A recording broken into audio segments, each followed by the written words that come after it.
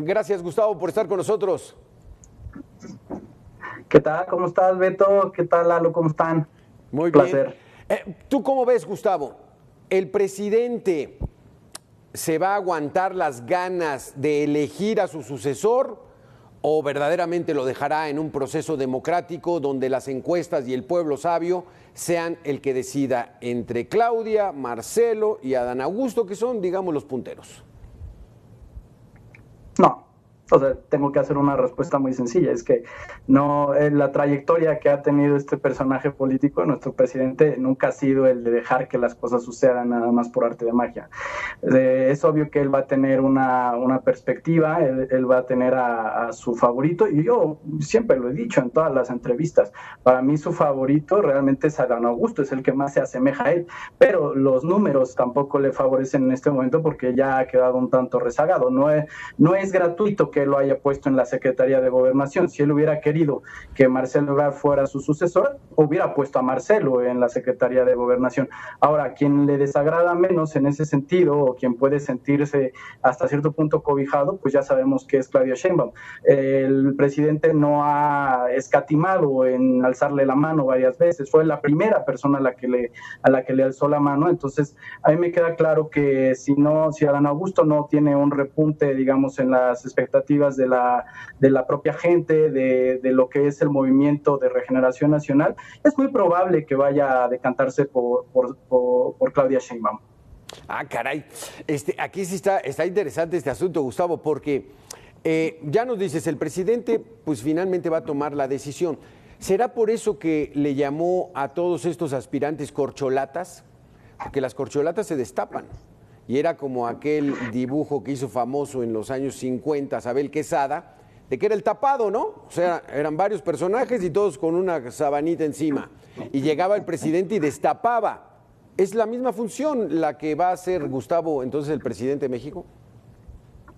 Sí, claro, y qué bueno que traes a colación el tema de Don Abel, porque esto es algo que en la política actual, digamos, estas generaciones ya no saben muy bien a qué se refiere este término del tapado, pero es correcto. Quiere decir que en algún momento el presidente tomará la decisión, como ha sido la tradición priista durante todos estos años pasados antes de la irrupción del PAN como primera fuerza de cambio político. Pero sí, yo esto es algo que he comentado en otros foros, ¿no? A mí no me sorprende que el menos, digamos, favorecido en esta contienda sea Marcelo Ebrard, y también lo he dicho en otros foros. Para mí la candidatura de Marcelo Ebrard obedece más a una ficción de la clase media que estaría dispuesta incluso a votar por un candidato del propio Morena con tal de que las políticas que ha ejercido la 4T tuvieran de alguna manera un freno. Pero la verdad es que López Obrador le ha tenido un recelo a Marcelo Ebrard desde el 2012, que él quería ser, o sea, Marcelo quería ser el presidente, el candidato a la presidencia, y recordemos que lo que hace López Obrador es adelantarse por el PT y obligar a que el PRD terminara apoyando su candidatura. Pero desde ahí López Obrador sabe que no puede tener 100% confianza hacia Marcelo Ebrard. Eso es algo que todo el mundo lo sabe, y eso ha sido una situación pública. Exactamente. Acabamos de analizar ya la parte oficial. Vámonos ahora con la oposición, ¿no? Habrá dedazo, porque tienen al PRI que acostumbraba esas prácticas. Pero regresamos en 2 minutos, Eduardo Higuera, Gustavo Pérez, para continuar con este tema. Los aspirantes oficialistas violan la ley haciendo actos de campaña, no puedo hacer lo mismo. Si fui una de millones de ciudadanos que marchamos para defender al INE y al Poder Judicial, no puedo hacer algo que para mí puede violar la ley electoral. Si promoví que la ciudadanía pudiera participar activamente en la selección del candidato, no puedo estar conforme con un padrón acotado que excluya a la mayoría ciudadana. Ahí está el anuncio de Claudia Ruiz Massieu, que dice: no le entro porque soy una demócrata. Pero aquí volvemos, Gustavo y Eduardo, pues bueno, al pasado. Finalmente, la hegemonía del PRI de 71 años, que terminó en el año 2000, era esa imposición muy vertical. O sea, el presidente de la República elegía a su sucesor. para evitar persecuciones o para que continuara con lo bueno o malo que había hecho, bueno, más bien lo bueno, ¿no? Pero entonces es ahí donde ahora esta alianza Va por México, que se vuelve en un frente amplio por México, pues trae al PRI, Eduardo Higuera. ¿Ese es un lastre o ese es su experiencia, es una virtud? ¿Qué podemos entender de esto? Tenemos que verlo desde dos puntos de vista. El político sí es un lastre, sí ha pesado mucho, específicamente por la dirigencia de Alito Cárdenas, ¿no? Alito ha sido más que el PRI en sí, el nombre del PRI o el partido, su estructura, ha sido un gran lastre por los bandazos que ha dado, por la falta de lealtad que ha mostrado hacia los diversos frentes y alianzas que se han conformado, pero tenemos que pensar que a pesar de que se encuentra en decadencia en muchos sentidos, este PRI que nosotros conocimos como el partido hegemónico, en realidad sigue teniendo una gran estructura que es necesaria para una campaña política. A mí me parece que más que decir que el PRI es un lastre en conjunto, Alito Cárdenas es el gran lastre del PRI que arrastra también el Frente Amplio por México. ¿Cómo lo ves, Gustavo Pérez? Porque pues bueno, hay voces de los panistas que dicen ya rompan con esta alianza porque no nos conviene, pero ¿esta oposición es verdaderamente oposición junta o puede ser separada para que enfrenten al oficialismo? No, por supuesto, no pueden ir separados, o sea, sería darse un tiro en el pie. Es verdad lo que comenta ahorita Lalo, ¿no? Que la dirigencia per se del PRI con Alito Moreno, pues la verdad es que ha dejado mucho que desear. O sea, al inicio de su gestión tenía 20 tantos estados y ahora ya nada más le quedan 2. En la última elección perdió 1 de los 3 que le quedaban. Entonces, no podemos decir que haya sido una gran dirigencia, además, pues no se había visto dentro de su propio partido político que hubiera la intención de alargar un periodo de dirigencia nacional, y lo cual, pues evidentemente ha traído muchos enemigos dentro del propio PRI. O sea, sabemos la postura de Osorio Chong, Rosa María Sauri, ¿no? Que son gente que se sienten excluidos de este PRI de Alito Moreno, pero sin duda alguna, o sea, la alianza y el formato que han ellos elegido como método no puede ir sin el PRI. Es más, no puede haber una candidatura, llámese quien se llame, quien vaya a quedar al final como su candidato, si no va por el PRI. Es que simple y sencillamente representa entre 12 y 15% del electorado, de la intención de votación. Entonces, no pueden ir separados de ninguna manera.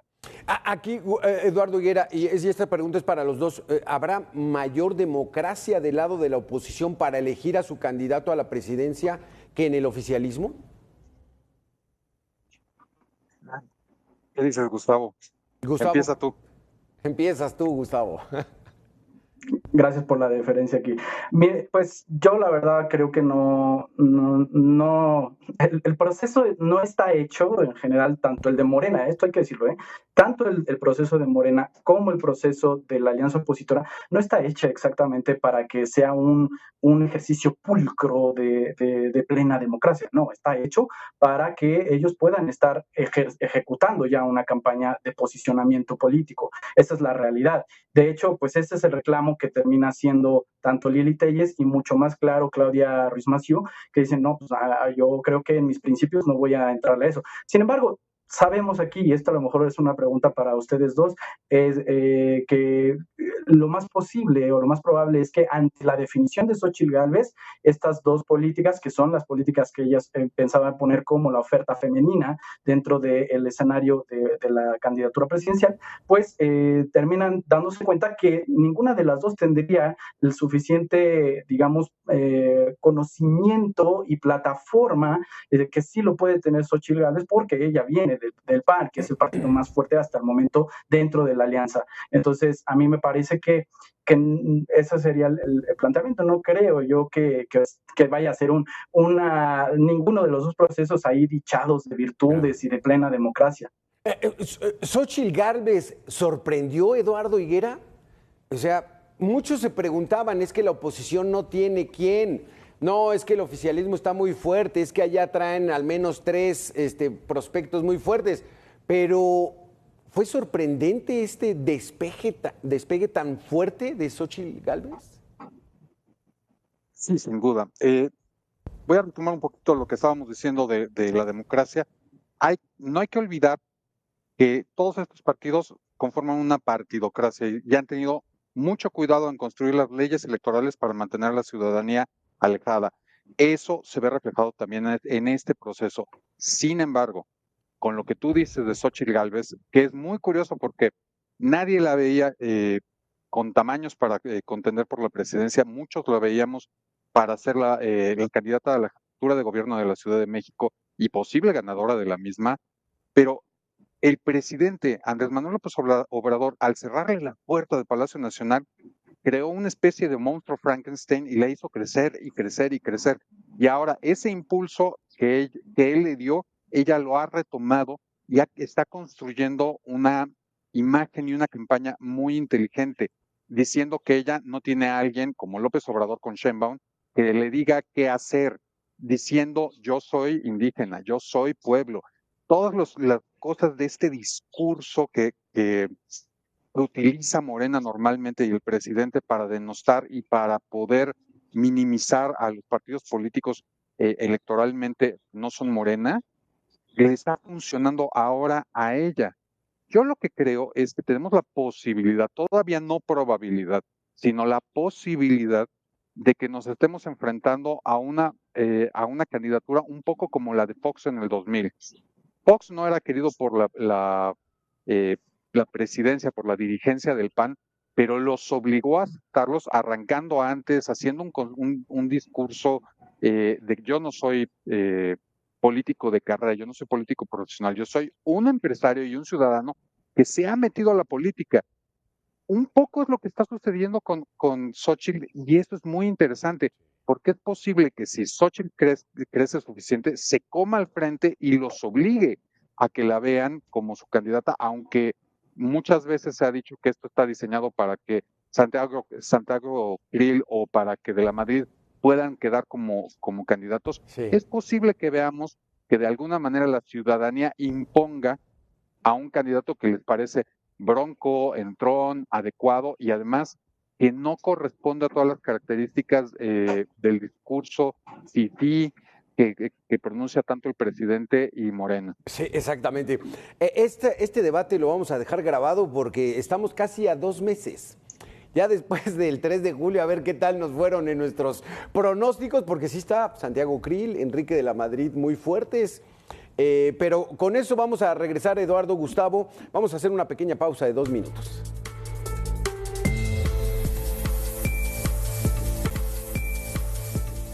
Qué bueno que se registren más personajes de la altura y de la presencia que tiene Xóchitl Gálvez.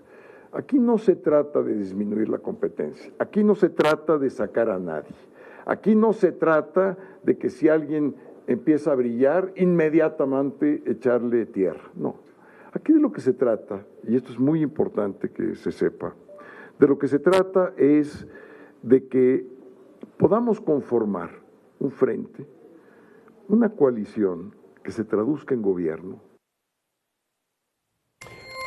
Pues así como lo plantea Santiago Krill, pues suena bien, ¿no? Santiago Krill, digamos, es uno de los punteros de la oposición junto con Enrique de la Madrid. Gustavo, ¿cómo los ves? Sí, mira, la verdad es que, y ahorita que estaba comentando Lalo, tiene toda la razón. A ver, aquí la situación es que el método que se diseñó fue previo a la irrupción de Xóchitl Gálvez. O sea, eso hay que tomarlo en cuenta en cuanto a las fechas. Xóchitl Gálvez no había pronunciado que ella quería ser la candidata a la presidencia. Eso no había sucedido en el escenario en el que se hizo esta negociación para definir el método de la alianza opositora. Ella no aparecía en el escenario. Entonces sí estaba hecho ese ejercicio para favorecer a Santiago Krill y a de la Madrid. Yo sé de buena fuente, muy cercano, que el candidato idóneo para la gente dentro del PAN era Santiago Krill. Entonces, esto cambia las cosas porque evidentemente esta parte que se me hace tan extraña de que se tienen que poner a levantar un montón de firmas, 50,000 firmas, no sé si ellos tienen tiempo y dinero para estar soportando ese proceso, pero bueno, es como lo decidieron. Pues evidentemente era para favorecer las estructuras partidistas, o sea, no nos quede duda de eso. Pero la irrupción de Xóchitl Gálvez sí pone un acento distinto al propio proceso, porque ahora que ya levantó la mano y es muy posible que sí vaya a lograr esas firmas, esa recaudación de firmas, pues lo que va a poner ahora es una narrativa distinta. Y esto yo lo dije ayer en un video de TikTok, que ahorita ya afortunadamente se viralizó. Pero yo digo, la cosa es que en el escenario que tenía Morena y el propio López Obrador, no veían que hubiera un solo candidato de la alianza opositora que reposicionara la idea de una esperanza de cambio.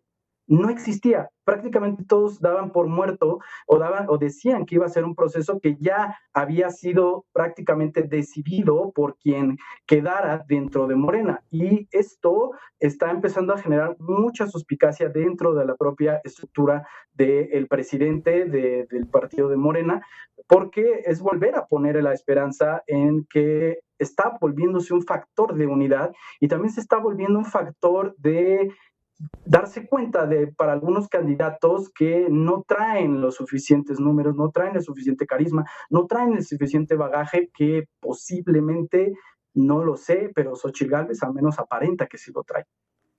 Eduardo, ¿cómo ves este asunto? Apareció Xóchitl, pero ya estaba Enrique de la Madrid muy apuntado, Santiago Krill, por supuesto. Hay que recordarle a la gente que en 2006 Santiago Krill era secretario de Gobernación con Vicente Fox y era, digamos, su preferido. Por ahí lo quería él enfilar para que fuera presidente. Pero Felipe Calderón, que era presidente del PAN, se agarra ahí a todos los panistas, a la mesa directiva, y entonces él se hace el candidato. Pero, ¿cómo los ves a Santiago Krill y a Enrique de la Madrid? Los llevan en una posición muy precaria realmente. Como bien dice Gustavo, este método, esta alianza, este frente, se estaba pensando casi para hombres mayores, blancos, ¿no? No habían pensado en mujeres. Lili Telles era, seamos honestos, más un adorno y un distractor para decir que ahí estaba una mujer que otra cosa.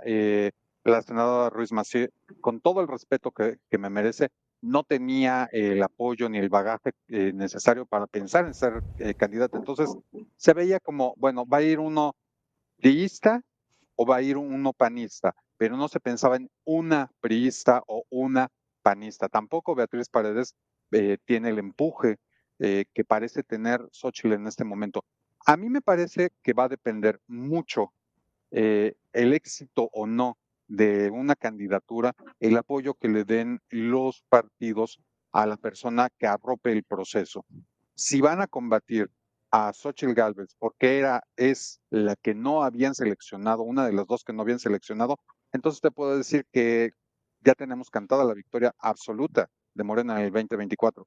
Si por el contrario ponen por delante los intereses de la mayoría, es muy probable que se logre que dentro de este proceso se legitime la candidatura de alguien diferente, sea Xóchitl Gálvez o alguien más. Ahora, no deja de estar suspicaces esta situación. ¿Por qué? Porque tanto Alito como Marco han demostrado que muchas veces ponen su interés personal por encima del de su partido o por encima del de la mayoría. Entonces, todavía es un proceso largo, es un camino muy complicado para llegar a la candidatura del que será el que construya o la que construya el Frente Amplio por México, ¿no? La candidatura. Dejémonos de analogías y de simulaciones, de simulaciones, de simulaciones, exactamente. Son campañas que no son campañas, candidatos que no son candidatos, que no se hagan.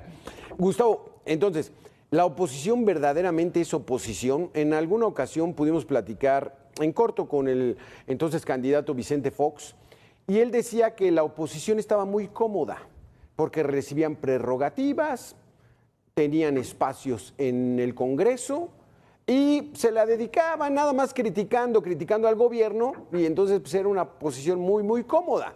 que había que ser gobierno para asumir verdaderamente el cambio que se pretendía hacer en el país. Esta oposición que estamos viendo ahorita verdaderamente quiere recuperar el poder, tanto PRI, PAN lo han tenido, al menos en la presidencia, o nada más van a ganar espacios. Sería muy ingenuo de nuestra parte. Sería muy ingenuo de nuestra parte pensar que no quieren el poder, que no quieren las prebendas. Ahora, yo lo que creo es que definitivamente, si la gente empuja y demuestra estar interesada, probablemente además tengamos un gobierno, no como quisiéramos, pero por lo menos menos desastroso que el actual. Gustavo, ¿cómo ves esto? Mira, primero decirte, Beto, que me deben un refresco, porque habíamos hablado allá en la entrevista que tuvimos con nuestro amigo Campuzano, de que en el Estado de México no iba a cerrarse la elección y que iba a perder. Yo dije que iba a perder el PRI. Habían dicho que se iba a cerrar y dijimos que no. Entonces, esto lo traigo porque es que han perdido todo. O sea, es que la oposición ha perdido todo, ¿no? Solamente conservaron apenas el estado de Coahuila, pero la realidad es que no les queda nada. O sea, y estos son los enemigos que Maquiavelo siempre ha dicho que hay que tener mucho cuidado, que son estos que ya no tienen nada que perder. ¿Por qué? Porque van a darlo todo. Y aquí podríamos nosotros pecar de ser unos eruditos y de creer que puede haber alguna situación en la que haya una negociación en la que los personajes políticos, tanto del PRI como del PAN o del PRD, puedan seguir allí como partiditos chiquitos recibiendo su dinerito y sobreviviendo. La realidad es que, salvo los que ya quedaron en los consulados y las embajadas, fuera de ellos no ha habido reparto del poder dentro de la 4T, esa es la realidad. Todos han estado yéndose para afuera, eso es lo que está sucediendo. Entonces no les queda de otra, tienen que salir a buscar lo que puedan ellos encontrar. Yo hace unos días, antes de la erupción de Xochitl Gálvez, yo había dicho es que la elección está perdida, y lo que tendrían que enfocarse los partidos de la alianza es a buscar los estados que vayan a estar en disputa, donde tengan posibilidades reales, y a meter un montón de diputados y senadores, porque yo no veía ya que tuvieran posibilidad. Esto que ha sucedido con Xochitl Gálvez me parece que cambia un poco el juego, y lo vuelvo a subrayar, es que la contienda en términos narrativos estaba perdida. Desde que surge esto y ha crecido como la espuma, pues hay mucha gente que está diciendo, pues puede ser que no, puede ser que haya una ligera esperanza, y si quieres volvemos a apostar, Beto. A mí me queda claro que la siguiente candidata de la oposición pues va a terminar siendo Xochitl Gálvez, es que no hay más. No, está bueno, porque es como fue en el 1997, el presidente Fox en las elecciones intermedias dijo, a ver, que se acerque la prensa, voy a ser candidato a la presidencia y voy a ser presidente de la República. 3 años antes, no hombre, todos lo tiraron de a loco y pues ganaron. Y ahora el fenómeno Xochitl, ella dijo, me interesa a lo mejor contender por la Ciudad de México, me voy a aventar, pero ya después el destino se fue acomodando de tal manera que le cierran las puertas de Palacio y ¡pum!, repunta y ahora tiene posibilidades. Vamos a verlo, Gustavo, vamos a verlo, Eduardo. Muchísimas gracias por haber estado con nosotros, muy interesantes sus conceptos. La oposición ya con sus nuevas reglas, el oficialismo con Morena ya trabajando de lleno. Vamos a ver 2 meses intensos, a ver cómo se mueve nuestra clase política en estos 60 días. Gracias a los dos por haber estado con nosotros. Fuerte abrazo. Sí.